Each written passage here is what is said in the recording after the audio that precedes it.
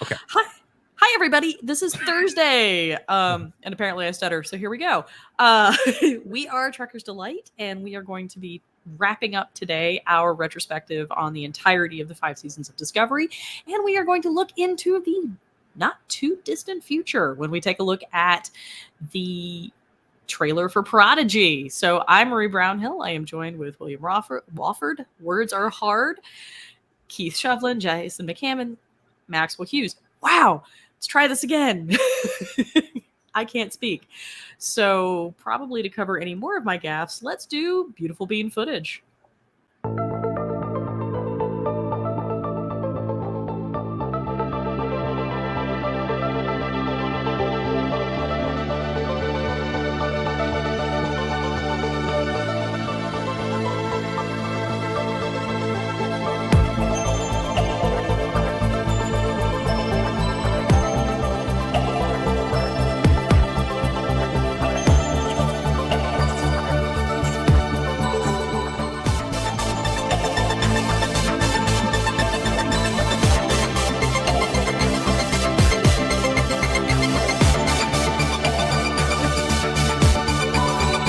Every other vote.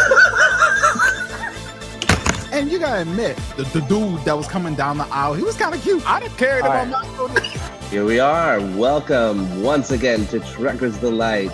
Like literally my mic falls down just as we go live. Hi, everybody. Who you gonna be? The captain of the Enterprise Z. Love that baseball and the teacup, like clearly TNG DS9 fans. Man, that we see power rates at some point in this season. What is going on? Power rates had shit to do with the power rates. No, everybody, this is actually one of the main screenwriters for Prodigy, so we are super excited to hear from you. And No, also, Alessi. I'm a little embarrassed for being as critical.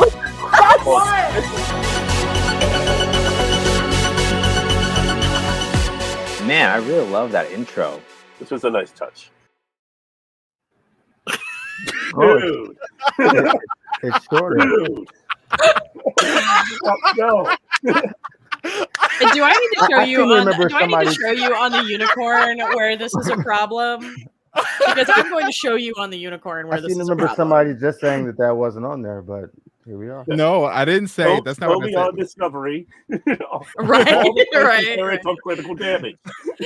I said that it wouldn't end with that one. It didn't. You know what? Hey, Keith, I really need to take a screenshot of you doing that, because that should be a meme that could go in a lot of places. Show me on Discovery where it hurt you, and everybody's always bad mouthing it. Yes. And You're gonna be- suddenly, you're gonna and be a suddenly we meme. have moved into a very different kind of podcast.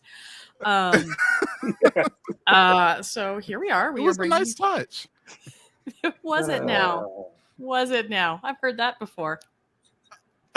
Oh no. So yes, we are wrapping up with season 3. So anybody got an idea of where we were last week? Because my brain is apparently mush. Well, we had just kind of gotten into season 3 as we realized we were getting close to time, and thought it was time to extend it for another week. But just to get us back on track, a question to you. Now, the end of season 2 was a very clean break. They could have very easily have ended Disco at season 2 with the time jump.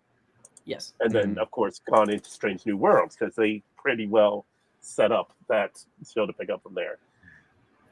Does this, going back, having seen the entire 5 seasons, does it feel like a different show from season 2 to season 3 onward? Yes. Yes. Yes. Yes. Yeah. And it makes sense because the problem was is they'd really written themselves into a bit of a canon hole. They were stuck with what they could or couldn't do, because so much of what we know from canon obviously takes place in that time frame, right? Now, the time jump lets them go way away from everything else. It completely opens up the playing field thematically, technologically. They can do all kinds of stuff with the new toys that they have without having to worry about, trying to fit into a particular mold. Now, That's not to say that fitting into that particular mold wouldn't necessarily have been successful, because, we've all been adoring Strange New Worlds, which, could very easily have become a retread of things we already knew.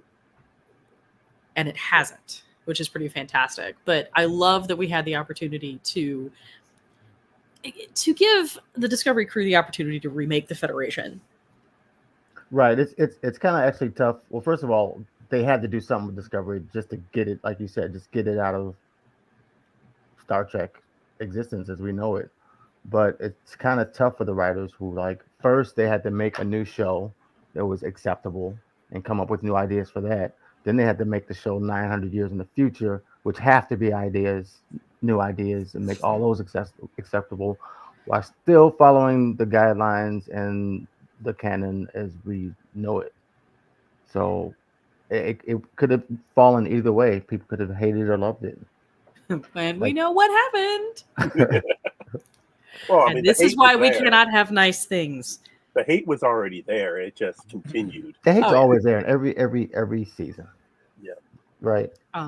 Yes. And I also really like the idea of playing with this question of, what if the Federation breaks down? Because we're having a lot of conversations about that now, with conversations about late stage capitalism and the fact that the system's not working. We know it's not working.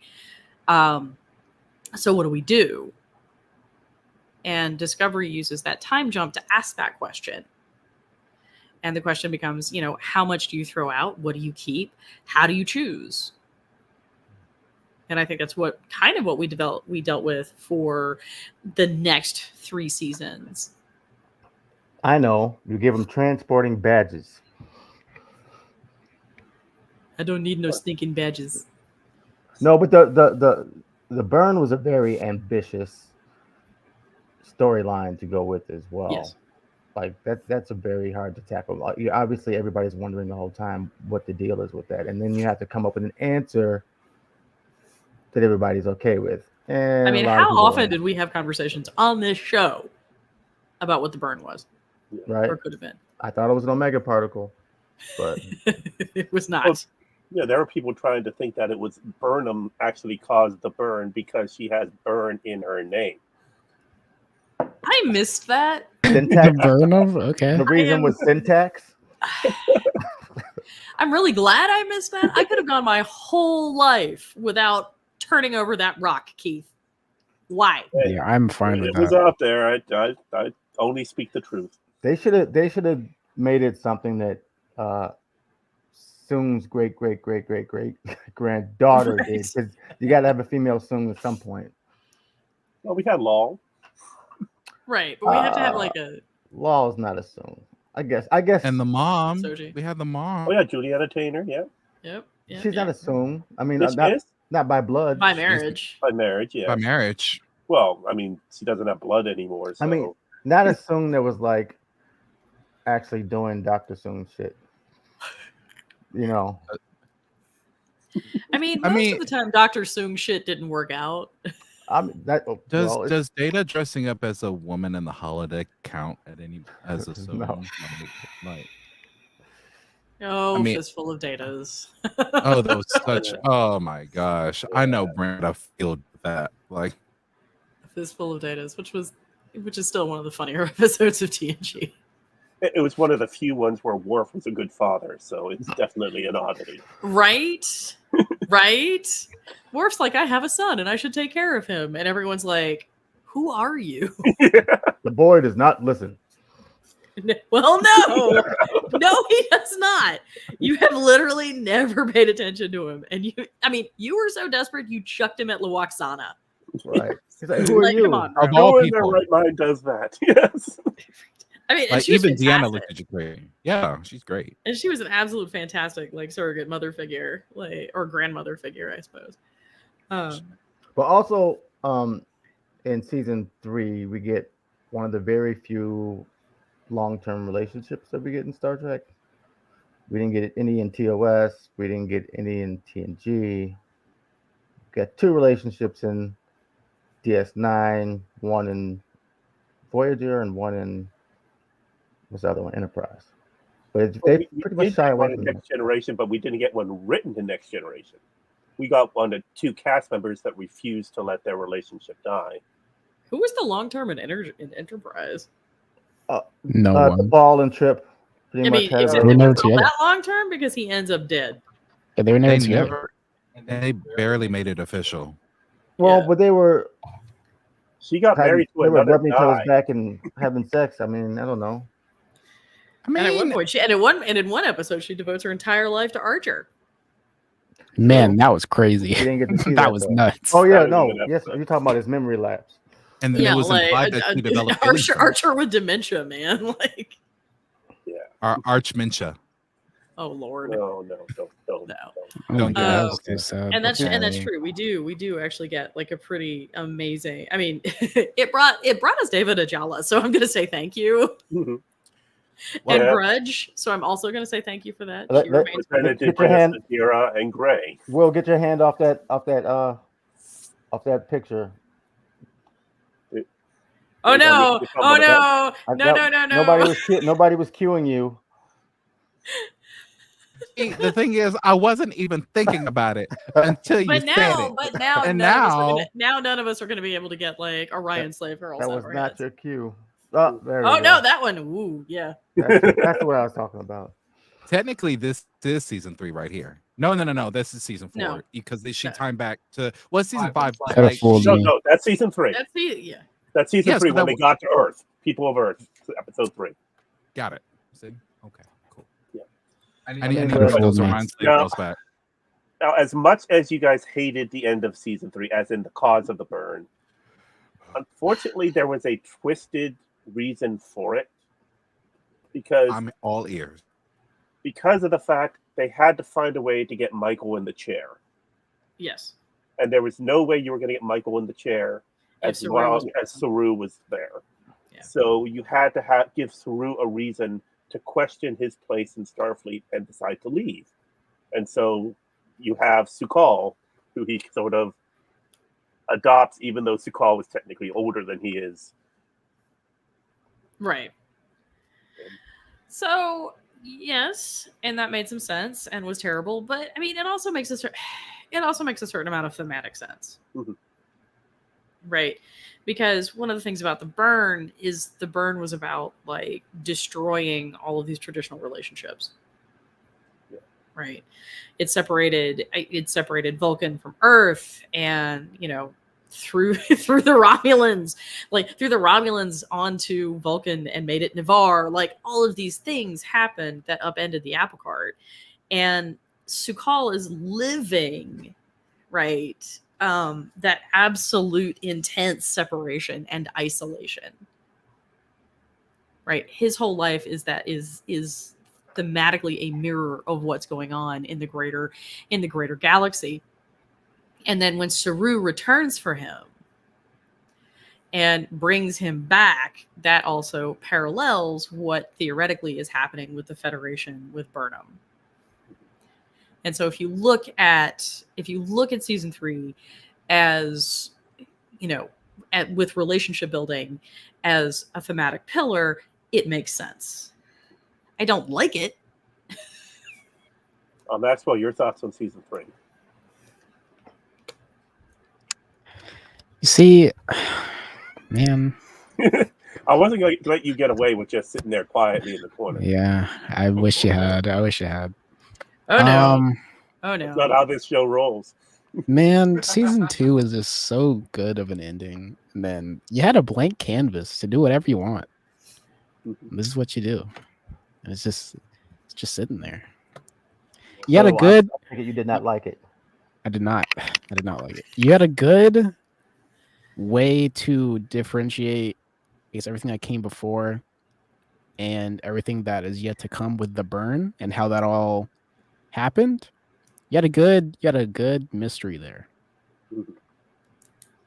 Yeah, but like I said, like it's hard because they have to come up with so much new lore because so much time has passed. They have to come up with new technology. They have to come up with new politics. They have to come up with what has happened in this amount of time between this species, that species. I guess that's what politics is. I mean, yeah, but that's where your creativeness kind of just flies. You don't have to like choose a good route, but at least one that's creative enough to like probably put the pieces in there later to be like, the burn was honestly a great idea in my opinion.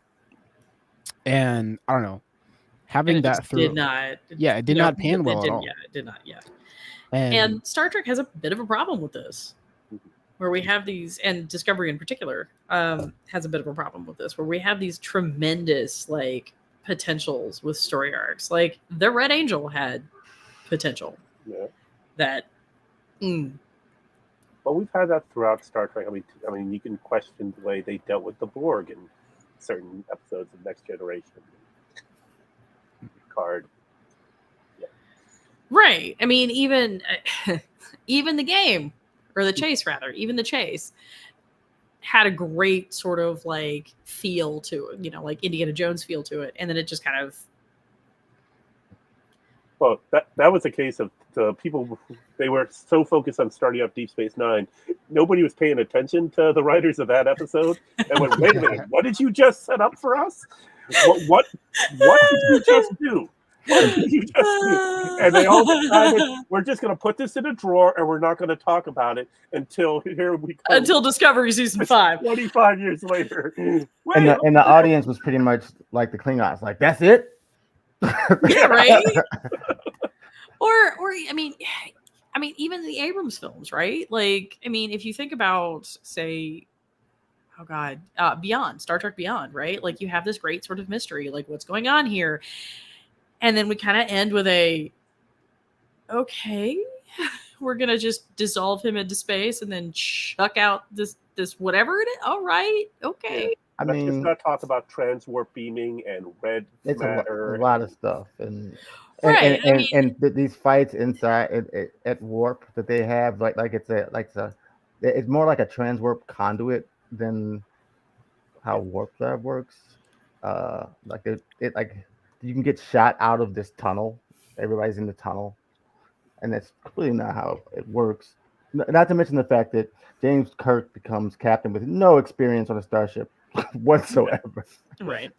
Okay, we're getting a bit of feel there. So yeah. Right. Although I would actually argue that there's some part of that makes sense, and it's not a pretty part that makes sense. But we can talk about that, when we're done. Bottom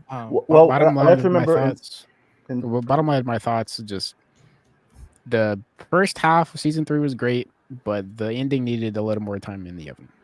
That's real. Yeah, it's a little half baked. Well, we had to say goodbye to Giorgio, right? No, I think that was good. I thought they did a good job of dealing with Giorgio. That was a great way to bring back the Guardian. Season 3 or season 4? That's season 3. I thought that was 3. That's season 3. When Carl made himself known as the Guardian, that was absolutely one of my favorite thing about season 3. When the door burst into pieces and then came back as the Guardian. I just absolutely love that. Was that the original voice actor for TOS? No. They took the audio from the original episode for I am the Guardian of Forever. Right, but like Carl, no.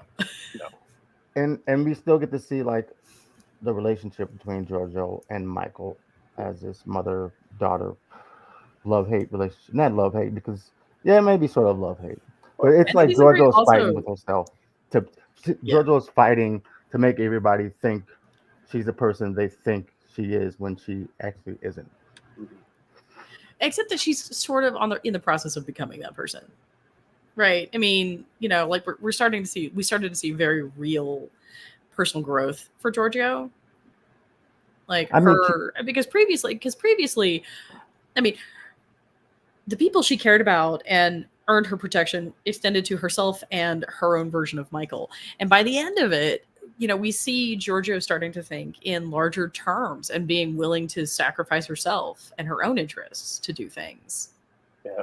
Right. I mean, she was growing exactly like you said, but I feel like she was fighting with herself to appear not to be. She's fighting with herself to appear to be the mirror universe Giorgio that everybody knew. She was putting on airs. Yeah. Yeah. Put on a show.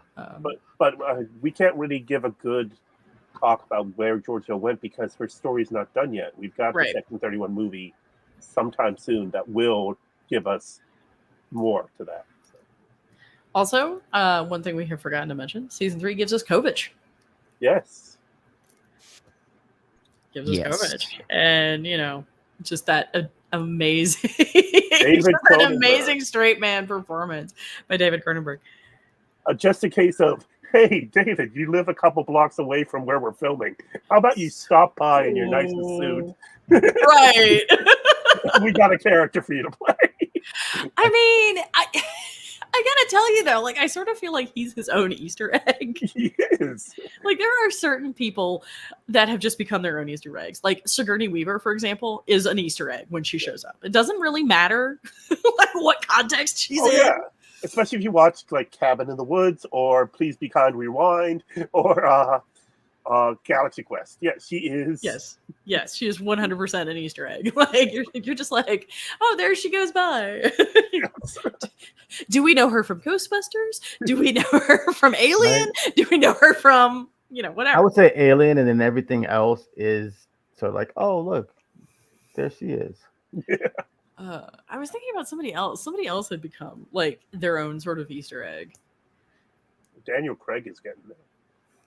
Right. I think Tony Hawk is also an Easter egg whenever he appears in anything. Right. Tony Hawk is also an Easter egg when he appears in real life. Well, he always has those priceless moments on social media. He said, "Oh, it's checking in for a flight." And they go, "Oh, your name's Anthony Hawk. That's the name of that skateboarder. I wonder what he's up to these days." This. Right. If they would have had him like have the man is a real life Easter egg, right? Like if they would have had him have like a little cameo with one of those Back to the Future skateboards in Discovery.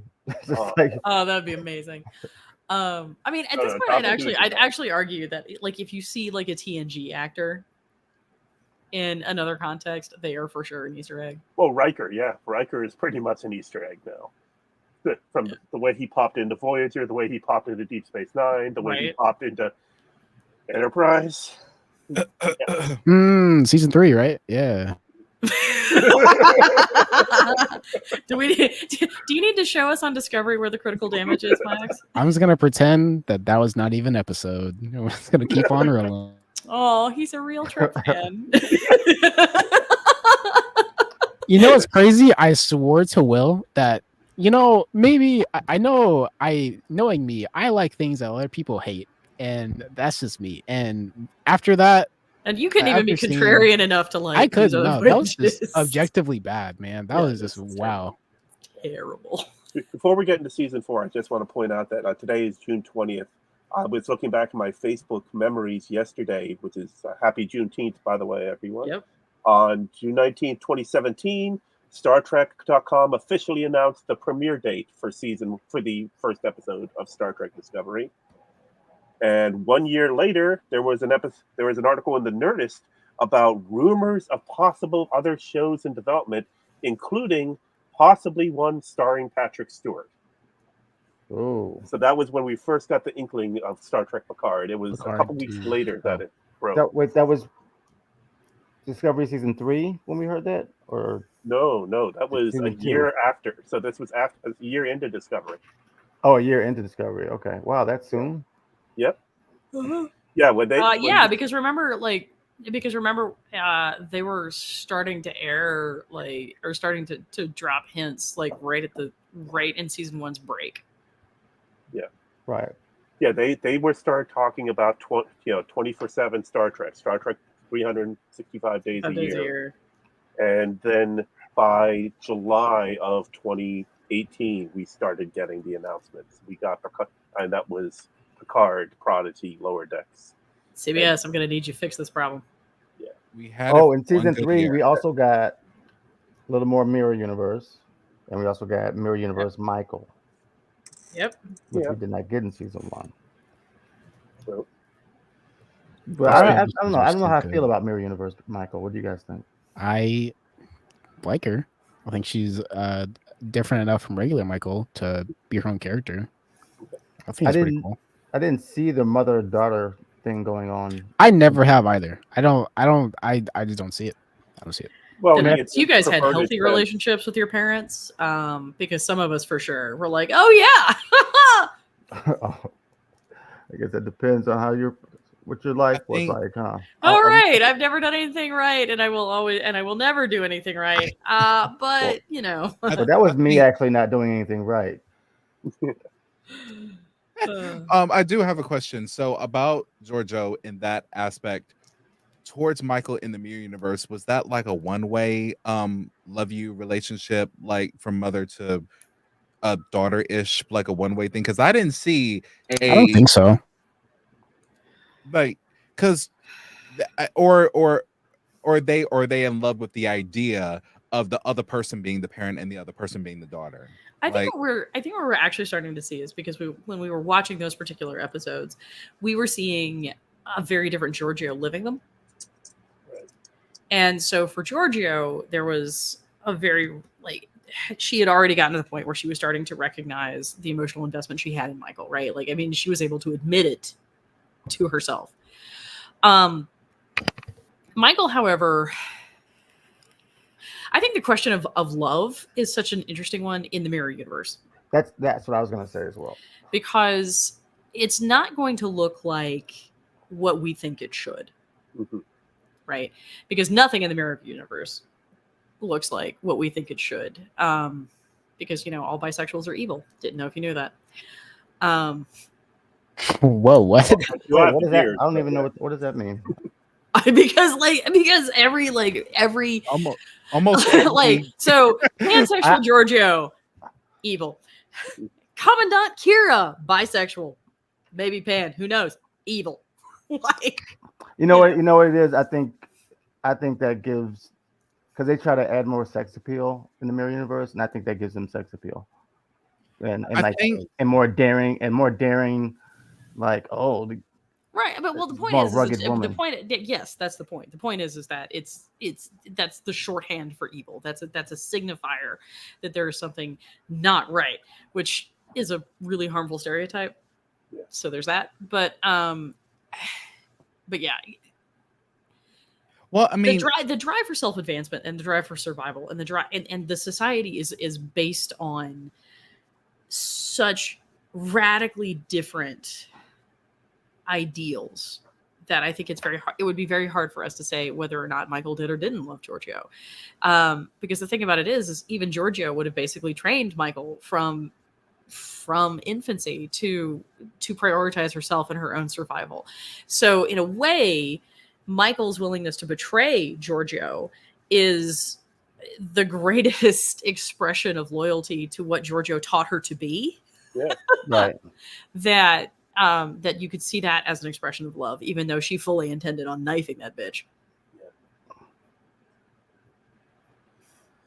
So moving on to sorry, go ahead, Will. No. I was that was it. I actually had something as part of the segue, so I'm gonna kind of like give it to you, Keith, right after. Thank you. Don't let me destroy the conversation. Right. No, yeah, this is actually the perfect time for a segue. So I found this meme on Facebook last week, and I wanted to, and I imported it, and I kind of wanted your thoughts on it. I don't 100% agree with it, but because everyone has a different opinion about every season. So here it is. This is like this.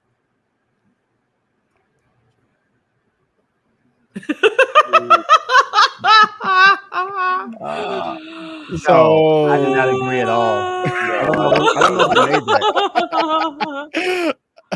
So yeah, I mean, I'm gonna need some help interpreting this, to be honest. No, it means this one is and just two very wrong. 1 and 2 were terrible trash. 3 was pretty good. First part of season 4 was fire. The second part of it was pretty good. And the last season was perfect. I to be honest, I don't think any part should be doodled at all. I think all of it should either be sketched or colored, in my opinion. Right. Let's talk about the second half of season 1. The second half of season 1 is amazing. Like, once we find out that Lorca is Mirror Lorca. My God, that was so good. Come on. Yeah. And Star Trek had never done twists exceptionally well, and they did so well with that one. I mean, and you go back and watch it, all the hints are there. It's just like our cognitive dissonance was not allowing us to accept All of them. Yeah, we should have known when he referenced Elon Musk. I'm just saying. Well, or Wait, when what? he rolled over in bed and had the marks from the torture device on his back. The agonizer. Yeah, the agonizer. Yeah. But yeah, Elon Musk was a big clue as well. It says bad things about me, honestly, that I know it's called. That off the top of my head, I know it's an agonizer. So, season 4, we have Michael in the chair. Mm-hmm. You have her and Book officially in a relationship, but then they have a divide because the destruction of Quajon. We have a mystery of what is the DMA, and then what is Species 10C. A lot of political wrangling, and then Ruan Tarka and his shenanigans and his whole business. Yes, that was so odd. And I'll then, be honest. I'm sorry. Go ahead. And then finally, the first trip, extragalactic trip for Discovery, leaving the galaxy for the first time, and finding Species 10C outside. So, right. We had the Great Barrier. Yes. Right, which is not a real thing, but it is in Star Trek season 1 TOS. Yep. But apparently, this involved bubbles. Yeah, I'm trying to, let's just leave it because it's there. So I know I unironically love season 4. Just absolutely unironically love season 4. I don't know if it's just my brain or anything, but season 4 is a blur until the ending. I'll be so honest. What was his name? Tarka? Yeah, Ruan Tarka. Yeah, so he was kind of just a plant because they didn't actually have a real villain that you could look at and not like. Right. Which I think is a good idea, in all honesty. I think that's great. I think that is the most Star Trek you could possibly be. I mean, and Jason has actually brought this up before, that Star Trek doesn't do villains, because the problem is that, we through the course of interacting with these villains, you start to get to know them, and the whole point of Star Trek is to reach out and try to create those bonds with those villains, and that's ultimately what happens. It happened with the Cardassians, it happened with the Romulans, it happened with the Klingons. Mm-hmm. Yeah. It happened ish with the Dominion. Ish. It happened with Lost Maul. Yeah. We're gonna get to that. Okay. We're gonna get to that. Yeah. So the fact that we basically just come all the way around and discover that it's all a matter of perspective. Right. Like, from our perspective in the Alpha Quadrant, the DMA is a terrible, terrible thing. Whereas from 10C's perspective, it's just a tool. It's a harvester. Mining. They're just mining. Yeah. We're the shrew. And that they've already tried, and they've made what they think is a good faith effort to identify intelligent life and try to avoid it. The problem is that they expect intelligent life to look like them almost as much as we expected the DMA and the species behind the DMA to look a little like us and to have similar motivations, right? Mm-hmm. Because that's the whole argument that everyone's making, is that the DMA is a weapon. The DMA is meant to this is a sign of aggression, because why would it just be some random autonomous mining equipment? Yeah, absolutely. So season 4 is this great kind of meditation on the importance of perspective. I like how they all look like shrimp. Right. They look like the Farscape species to me. I'm a little disappointed that they didn't really come up in season 5. I know we're still in season 4, but for them to be such a big importance. Right, but they are literally in a different galaxy, though. No, they're right outside of our galaxy, right? Right outside the border. But they're across that barrier, between whatever. So they're a bit farther afield, and they're also working on their own issues. They're going to therapy. They have other things that they're doing. But even a mention of somebody being like an ambassador to Species 10C. I don't know that 10C is ready for an ambassador. And that's a big divide that they have to cross. It's a huge distance, and they did it in season 1 in 5 minutes. True. I mean, TOS. and TOS in 5 minutes. Well, and they obviously had enough power and whatever to send Discovery back to where it needed to be. Right. Yeah. I was, if I may, I was kind of hoping, what I do remember about season 4 was I was really hoping that they were gonna go the Generations route, and like he was just obsessed with going back to what could have been interpreted as the Nexus, like some sort of Elorian heaven. I don't know. But because he was so obsessed of getting to this place where You he mean Tarka? thinks, yeah, Tarka, where he thinks his friend or love interest is at or had gone. I really thought, oh, maybe he's just hovering around in the Nexus and we just see an energy. No, we never hear from him again. Well, first Because of he all, he's died. Ryzian, not Aurian. Ah, sorry. That's the first issue, but yeah. I guess he reminded me of so much of Soren, like so Yeah. obsessed, like yeah, And that that's it just, not a bad, and that's actually not a bad parallel, because that's very much a look at obsession. But it's also interesting because Tarka is so desperate and for a connection and so unable to form normal connections. Mhm. That it's that lack that drives him as an interesting foil for Book, right? Who has had those connections stolen from him. Well, the question technologically is, would Discovery be able to get there to where he was going? He made it sound like it was it was alternate reality. Yeah. And at best he could have gone and talked to Carl, but which Discovery kind of did in season 1, right? right, With a whole different reality. when they went to the mirror universe. Yeah. Right. They went to the bad one. That was not what he was looking for. Yeah. And it's whether or not it even worked that his significant other even made it to an alternate universe, or we don't even know what actually happened to him. No. Right. But and I think there's I actually like to think that Tarka made it. Like even if he got just atomized. This is where we need a short trek, Yeah. or maybe we'll see him in section 31. I hope not. Nah. No. How long was Tucker? You're just not gonna let that go. Never. I think they are literally going to leave that up to us, and I think it would be really awful if they did answer that question about Tarka. Because I don't there's think we also care about him enough.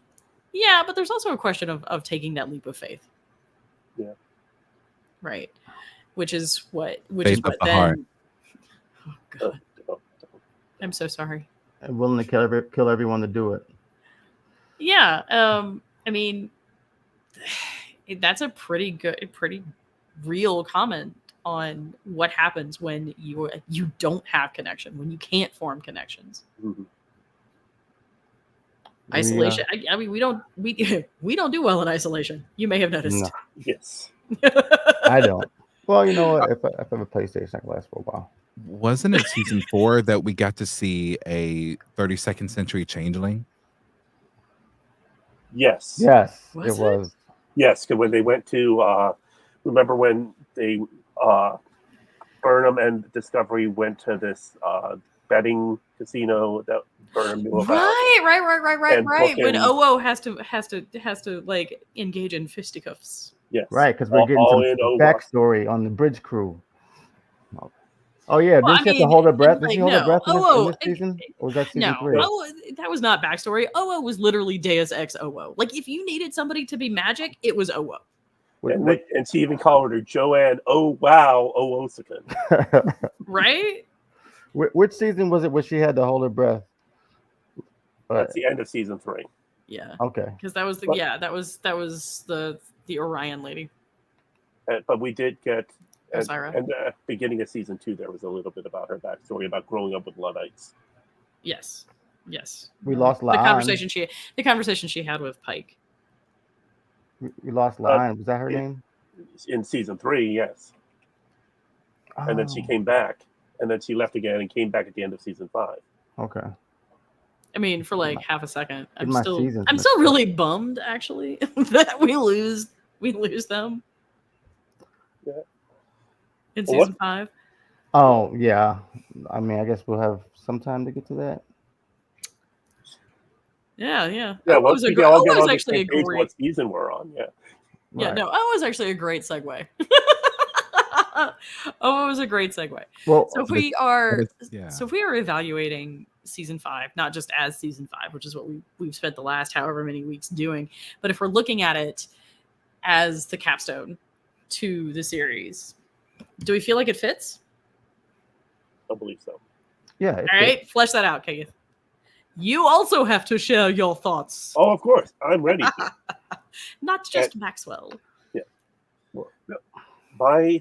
There were so many storylines that needed to be wrapped up, and because of the scheduling issues that we now know about, we did not get a lot of those storylines. Like they wrote off the communications officer. I'm thinking on his name. They were Bryce. They wrote off Bryce in a way that sort of made sense. But yeah, Owo and Detmer were just suddenly gone. They did all this work in season 5, bringing Reese forward as essentially, the future first officer, future command, and then it kind of went nowhere. Oh, by the way, congratulations to the actor. He just had a son born. Aww. All right, little Reese's Pieces. We're just gonna let that go. It Like, fits. no, I'm sorry, that fits. It fits. Reese is a character's name, not his real name. Anyway. Yeah, and then there was all this setup with Gray that went nowhere, and then of course we did have something with Adira, but it still just didn't feel right. Well, the only one that Saru got a fitting ending. Tilly got a fitting ending, and Michael got a very fitting ending. The question is, does Zora get a fitting ending? Oh no. Still bummed about I that. don't think so. We don't know. We don't know what her future holds besides the future that we know, right? So hopefully, but we probably will. Oh well, maybe Academy. We'll find something out. Okay, maybe Discovery 2 will learn something. I know, just maybe. felt a little let down because I felt like that what we were introduced to as a family was not what we got for season 5. It was like a whole journey of a family, basically. When people start talking about getting back home, getting back to Voyagers, because your family is there. So, and I feel like they just broke that whole family up. And it still Star Trek. It still has stuff going on. There's still a story that you can like or not like. But the sense of this family of people that went on to this journey, I think that fell apart, and that was a little disappointing. Well, I mean, considering what it's based on, and even though technically Starfleet is not an actual military organization, it does follow all the the same beats and structure. You may be a family on your ship, but that rarely do you stay together anywhere close to as long as any of our Star Trek series have shown. True. Even the ones that fall short. I mean, you're looking at a lot of 2-year commitments, not 7 years. And I mean, I've known that from having to deal with my ex was an Army brat, and I live here in Northern Virginia. I deal with my daughter's friends are children of military, and it's all, well, she's my friend for now, but she's leaving next year to, she's here this year and next year, and then she'll be gone. And I mean, State has a standard 3-year hitch, right? Like you have 3 years at a post and you move. Right. So that didn't actually bother me, because that actually is part of the thing. And the first time we really see it though is Deep Space Nine. Mm-hmm.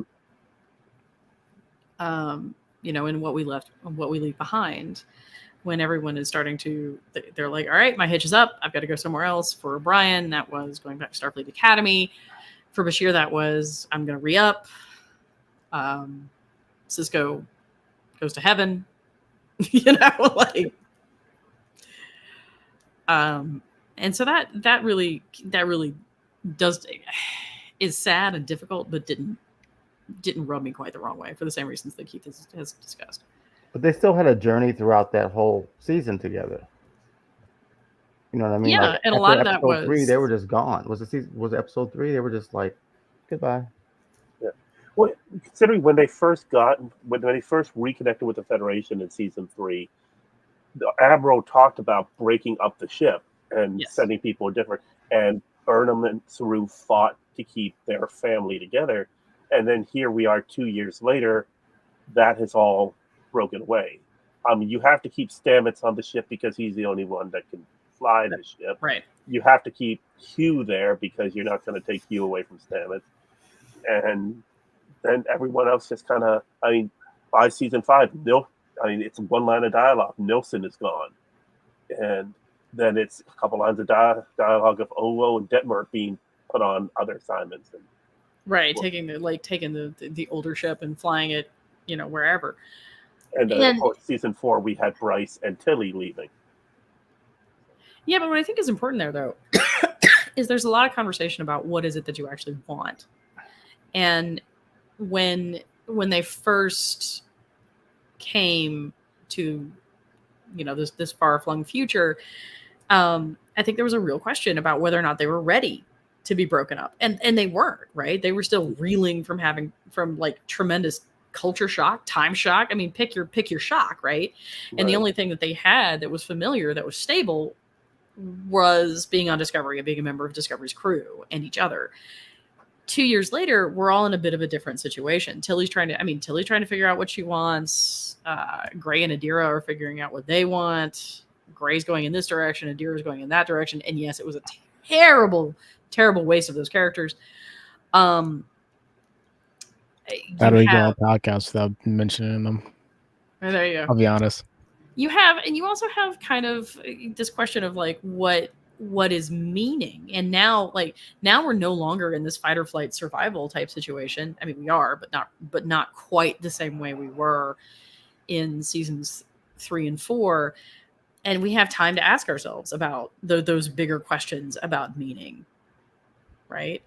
And so that's kind of what, Hugh's dealing with, his whole question about what is faith? Do I need faith? Can I have faith in something that's not a god? What I'm staring into the void, and is it staring back?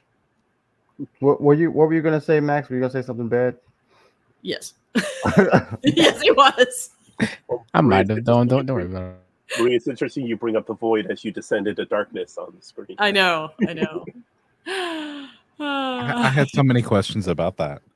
But about the darkness in my house, or I was really wondering what happened, and then I was actually looking at what is that purple thing on the slide, and then it occurred to me, okay, that's got to be a light from a different room. It has to be. That is a light from a different room. That's actually my growing cabinet, Sundown. Which is orchids, not anything else. People, let me nip that in the bud. Okay, cool. I really it would be easier to grow something else than it would be to grow orchids in the desert. All right. Oh God. But I really enjoyed season 5. I'm definitely gonna put it above. I'm not gonna lie to you. That single Kelpian ruined all of 3 for me. I'm sorry. It took it all. It just took it all. And so therefore I have to put 5 above 3, but not above 2. Does that make sense? Mm-hmm. I really liked season 2. They really brought it home with that one, and I don't understand the reason of still having to go to the future. They never even addressed control when they got there. Story plots. They had to get rid of Discovery. They had to get it out of the can. That's all it was. It kind of reminds me briefly. It reminds me of the Generations original plot where they just said, "Give me a reason for Picard and Kirk to meet and destroy the Enterprise." Yeah, that's it. That was it. They did. And Sarn spent the whole movie desperate to get back to Nexus because once you're in there, that's all you ever want to do is stay there forever and never leave. Yeah. But as soon as Picard gets there, it's like, "Hey, Kirk, let's get out of here. This is bogus." And he's like, "All right, let's go." Well, It was yeah, just like that simple. but I will say the Malcolm McDowell must have spent most of that movie going, "Why am I here?" right, right, God. like He's like the Alec Like- Guinness. Yes. as if Clockwork Orange wasn't enough. Like, Well, he but enjoyed that one. oh yeah, Are you a droopy fruit? That's my question. All right. but So yeah, I'm sorry. Go ahead. all right. So beyond rating the seasons, because we did that to a degree when we talked about the wrap up of season 5. Where does Discovery stand in your pantheon of Star Trek series? Oh Lord. I'm sorry. Nothing beats Enterprise. I mean, I'm sorry. I'm sorry. Like, you have too much hair to be Michael. Like, what are you doing? I don't know if that's fair to ask because there's so many now. I like different ones for different reasons, and it's just up there with the rest of them, in my opinion. I won't say I like it. It's better than TOS, but not better than Voyager, not better than DS9. You know, it's up there enough to get the stamp of approval. Thankfully, I've only seen like 3 Star Trek anything, so Yeah, like, it's unfair to ask Max all that question. well, nothing beats Enterprise ever. Nothing will ever be Enterprise. All right, we can mute him now. Oh, Enterprise is good stuff. Enterprise is good stuff. I agree with you. TOS is better than I thought it was going to be, but I think Discovery is a little better than TOS, and yeah, the Enterprise minus We Are the Voyages is probably on par with TOS for me personally. That's it though. I will always love Discovery because Discovery brought everything back. Yeah. And nothing, I don't think there will ever be anything that touches the moment of magic when, because there's a Star Trek themed bar in where I live, and they actually hosted a viewing party for episodes 1 and 2, and we went and we sat there and we watched it, and it was, I mean, I don't think anything will quite touch that magic for me. Yeah. You know, like when the opening bars start, like when they started, I was like, this is Starfleet. Like, it looks different, but that's fine. Like, it's back. Yeah. I think that as a show, it is the most heaven help me for saying this, the most well made, and I'm gonna say why. Oh, definitely. It is pretty. Aside from the fact that it was made, you know, in our 21st century after Kelvin movies, I like that it took like DS9 concept and expanded on it on a single ship rather than a whole space station, right? Like, they really like showed like diversity, time travel, here and here. I mean, this is the only ship that actually jumped 1,000 years, damn near twice. like they really like they rose the bar as far as what they could and couldn't do, and asked questions that that expanded the questions that DS9 was asking. You know, like, and they really did that. Whereas, and I'm not saying TNG or Voyager is bad, but it's just more like it's just a standard ship show, where you have Federation policies and exploration here, and you're just trying to get home. That's it. That's it. Like, that's literally it. Whereas you got all of that with Discovery and more, you know, if that makes sense. Yeah, Discovery definitely gets points for bringing back Star Trek to television, even though it's by streaming rather than network. But what we've gotten from this after Discovery, first short treks, but then Picard, Lower Decks, Prodigy, and now Starfleet Academy yet to come, Section 31, and hopefully Legacy, and many, many more. That's, I mean, for all the haters and the gatekeepers, you don't have that without Discovery. You don't. You don't. I also think Discovery, like, going back and rewatching sections of Discovery, I am just very impressed at how tight the writing actually is. and everything holds up. You go back and watch any of original series, and you're cringing at the special effects, especially season 3. Ah, come on, man. It's pretty good. Hey, I showed my wife, my fiance, a clip of Batman from the Batman show.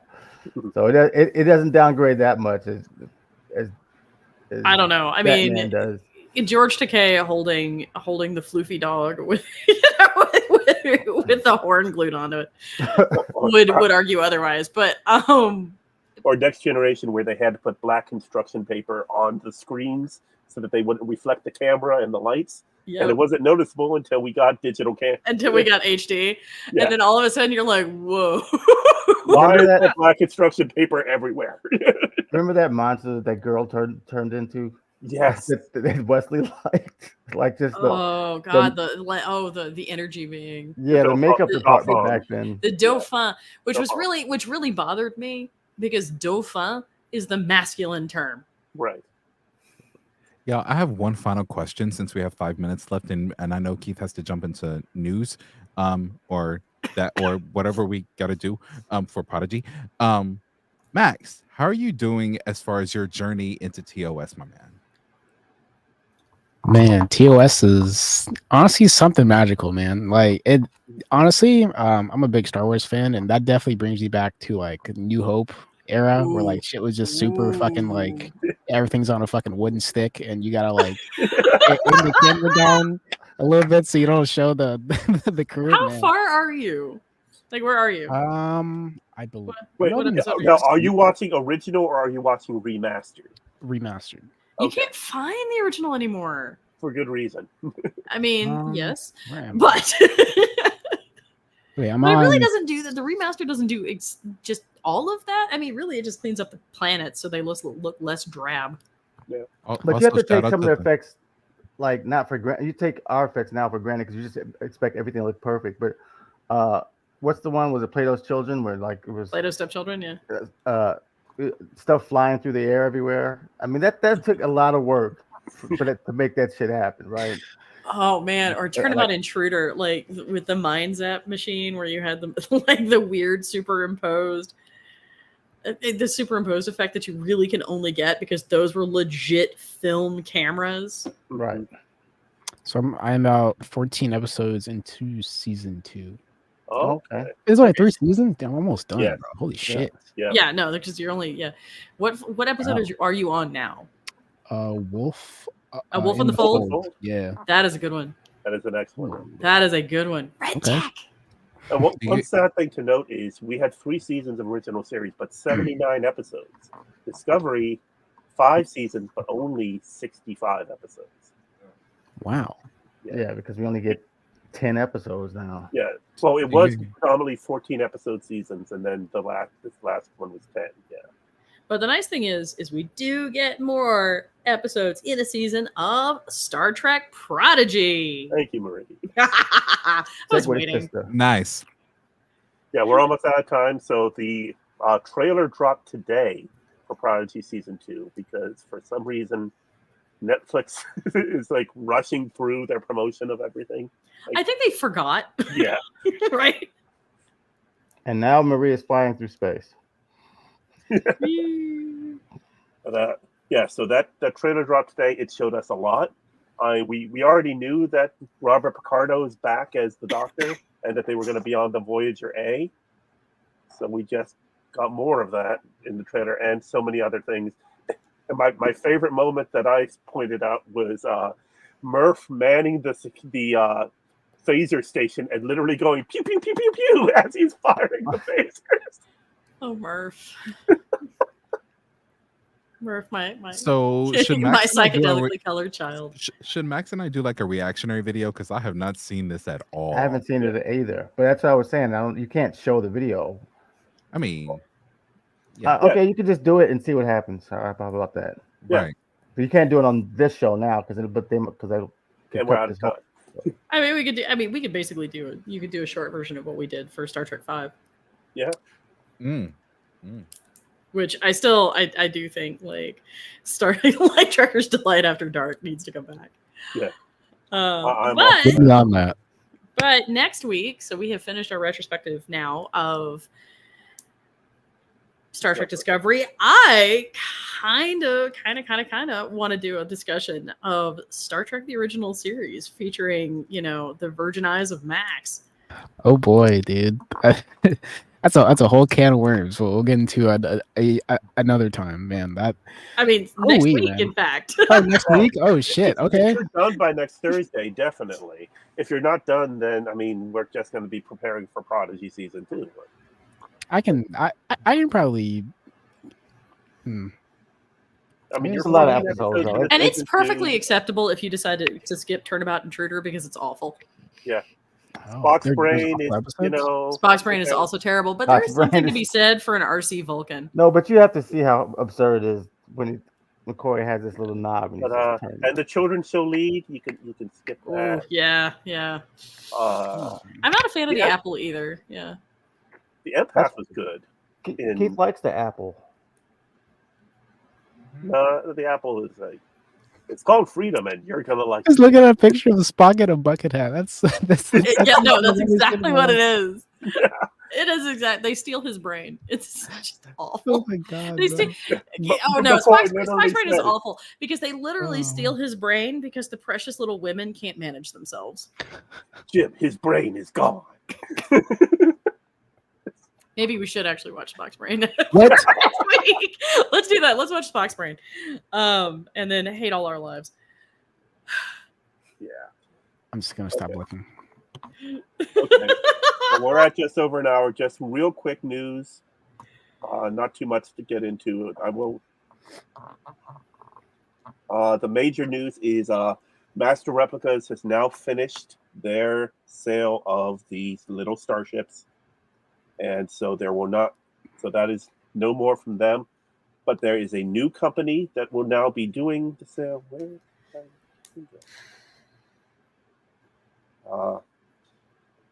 Sorry, just a second. Okay. Don't worry, we'll cut this out in post. That ain't got to Keith. I went to StarTrek.com and it went straight to a 404 page where it shows Boimler and Mariner fighting with a replicator.